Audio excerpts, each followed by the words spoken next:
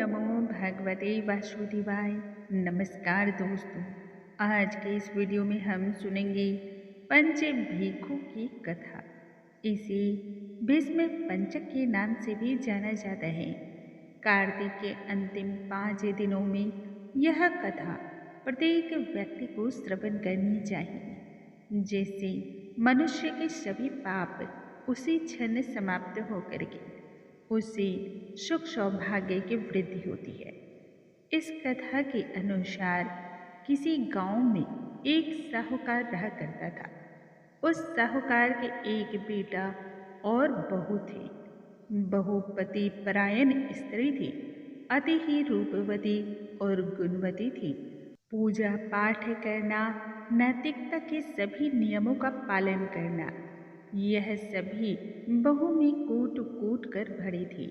प्रतिदिन वह तुलसी मैया की पूजा करती और सभी दान धर्म के नियमों को अपनाती थी। कार्तिक के महीने में कार्तिक माह के सभी नियम को विधि पूर्वक वह पूर्ण करती थी। इसी प्रकार से दिन व्यतीत होती जा रहे थे।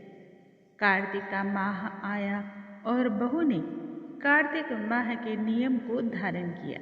इसी कारण प्रतिदिन वह सुबह सवेरे गंगा स्नान के लिए जाया करती थी। बहू इतनी अधिक पति परायण स्त्री थी कि वह पराये पुरुष का मुख तक भी नहीं देखती थी। यही कारण था कि वह सुबह सवेरे ही गंगा स्नान करके घर की ओर लौट आती थी। उस नगर के राजा का पुत्र भी कार्तिक स्नान करने के लिए गंगा के तट पर सुबह सवेरे जाया करता था। परंतु जब वह कार्तिक स्नान के लिए गंगा तट पर जाता तब वह हैरान हो जाता, क्योंकि तट गीला गीला सा रहता। वह हमेशा सोचता, मैं तो इतनी जल्दी सुबह सवेरे ही उठ जाता हूँ स्नान के लिए, फिर कौन है जो मुझसे भी पहले उठ करके सुबह ही स्नान इत्यादि से निवृत्त हो जाता है। अब कार्तिक माह के सिर्फ 5 दिन ही शेष बचे थे। एक दिन साहूकार की बहू गंगा स्नान करने के लिए गई और गंगा स्नान करके जब वह निकल रही थी जल से, तभी उसे किसी के आने की आहट सुनाई देने लगी। आहट सुनकर वह हड़बड़ाहट में घर चली गई और जल्दबाजी में ही उसकी माला और मोजरी वही तट के निकट ही छूट गई। जब राजा का बेटा तट के निकट आया तब उसने वहां पर रखी माला और मोजरी देखी। उसे हाथों में उठा करके वह सोचने लगा, यह तो किसी स्त्री की माला और मोजरी है। जब माला और मोजरी इतनी सुंदर है तब वह स्त्री कितनी सुंदर होगी। इसी कारण उसने पूरे गांव में मुनादी करवा दी कि जिसकी भी वह माला और मोजरी है वह 5 रातों तक मेरे पास आएगी। जब साहूकार की बहू के पास यह संदेशा गया तब बहू ने भी यह कहला दिया कि मैं अवश्य ही मान रखते हुए 5 रातों तक आऊंगी। तुम भी किसी को इसका साख भरने के लिए वहां पर बैठा देना। राजा का बेटा यह कदापि नहीं चाहता था कि उस सुंदर स्त्री को उसके अलावा कोई दूसरा पुरुष भी देखे। इसी कारण उसने एक बोलने वाले तोते को पिंजरे में बंद किया और उसे ही गंगा किनारे एक पेड़ पर टांग दिया।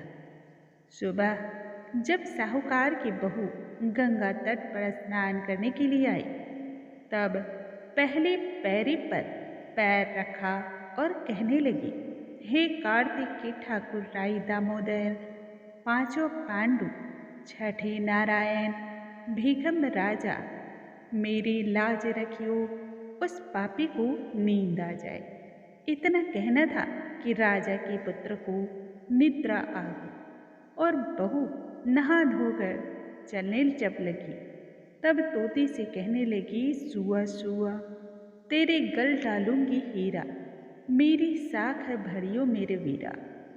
सुआ कहने लगा, कोई वीर भी भला साख भरता है क्या? तब साहूकार की बहू फिर कहने लगी, सुआ सुआ, सुबह तेरे पग घालूंगी नीवर, साख भरियो मेरे देवर। सुआ ने तब कहा, ठीक है भाभी, मैं तेरी साख रखूंगा।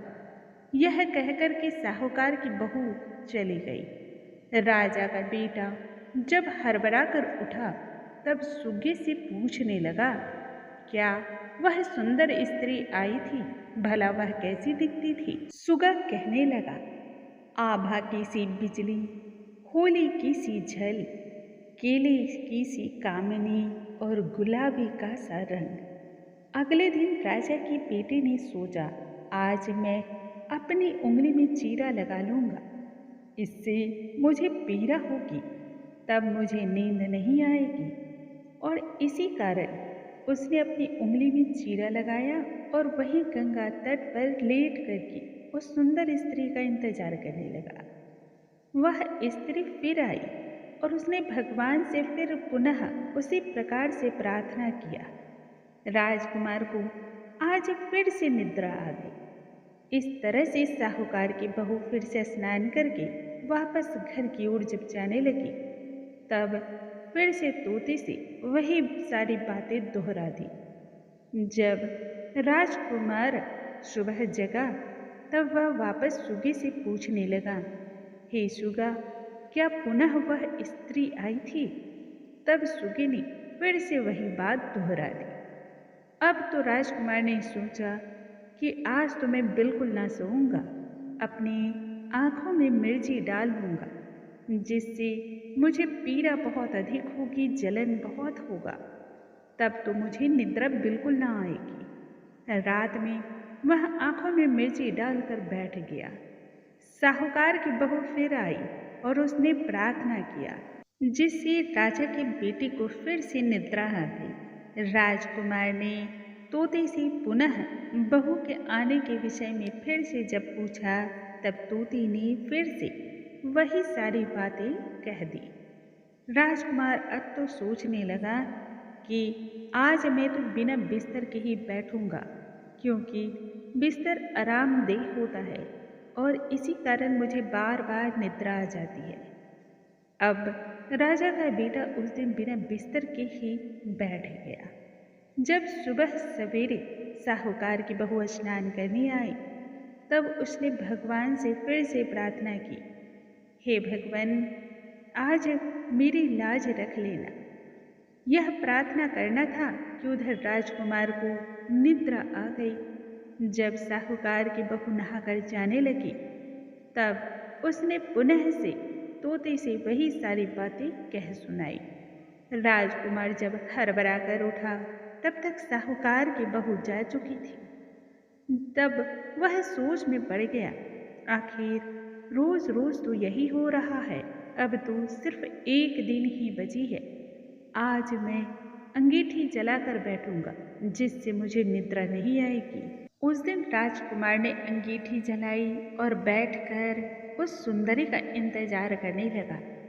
जब साहूकार की बहू आई, तब वह भगवान से प्रार्थना करने लगी, हे प्रभु, आपने 4 रातें तो निकाल दी, अब यह आखिरी रात बची है, इसे भी निकाल दो और मेरी लाज रख लो। भगवान ने उसकी बात का मान रखा और राजकुमार को पुनः निद्रा आ गई। जब साहूकार की बहू नहाकर जाने लगी, तब सुगे से कहने लगी, इस पापी से कह देना कि 5 रातें पूर्ण हो चुकी हैं, इसलिए वह मोतियों की माला और मोजरे मेरे घर भिजवा दे।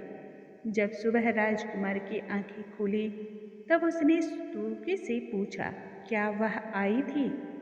तब सुगा कहने लगा, हाँ, वह सुंदर स्त्री आई थी, साथ ही उसने संदेशा भी कहलवाया है, अपनी माला और मोजरी मंगवाई है। यह सुन राजकुमार सोचने लगा, वह भगवान की सच्ची भक्त थी, तभी तो भगवान ने भी उसकी सत्य को रखा।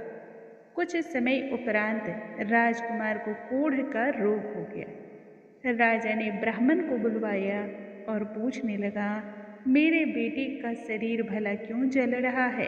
ब्राह्मण देवता ने तब राजा को उसके पुत्र के सारे कृत्य के विषय में कह सुनाया और कहा, चूंकि इसने पतिव्रता नारी पर बुरी दृष्टि डाली, इसलिए यह रोग से पीड़ित हुआ है। राजा तब इसके ठीक होने का उपाय पूछने लगा। ब्राह्मण देवता तब कहने लगे, यह उस साहूकार की बहू को अपनी बहन बना ले और उसके नहाए हुए जल से स्नान करे। यदि ऐसा करता है तब यह पुनः ठीक हो सकता है। राजा साहूकार की बहू की माला और मोजरी लेकर के साहूकार के घर गया। कहने लगा, यह माला और मोजरी आपके पुत्रवधू की है। आप इसे ले और अपनी बहू के नहाए हुए जल से मेरे बेटे को स्नान करा दें। ऐसा करने से इसका रोग ठीक हो जाएगा। साहूकार कहने लगा, परंतु मेरी बहू किसी पराये पुरुष का मुख तक नहीं देखती है, फिर इसे भला किस प्रकार से वह स्नान करा सकता है। आप ऐसा कीजिए, किसी नाले पर बैठा दीजिए। जब मेरी बहू नहाएगी तब वह पानी इसी नाले से गुजरेगा और यह पानी आपके पुत्र के ऊपर पड़ जाएगा, जिससे पुत्र स्नान कर लेगा। राजकुमार ने तब ऐसा ही किया। कुछ समय के उपरांत राजा का पुत्र पुनः स्वस्थ हो गया। हे पंच भिक्षु देवता, जैसे आपने साहूकार के पुत्र वधू का सत रखा, वैसे ही सभी का सत रखना, सभी का मान रखना। बोलो भगवान श्री हरि की जय, राई दामोदर की जय। दोस्तों, आज के इस वीडियो में हमने सुना पंच भिक्षु की कहानी। कल के वीडियो में हम नई जानकारी के साथ फिर से मिलेंगे। तब तक के लिए नमस्कार दोस्तों।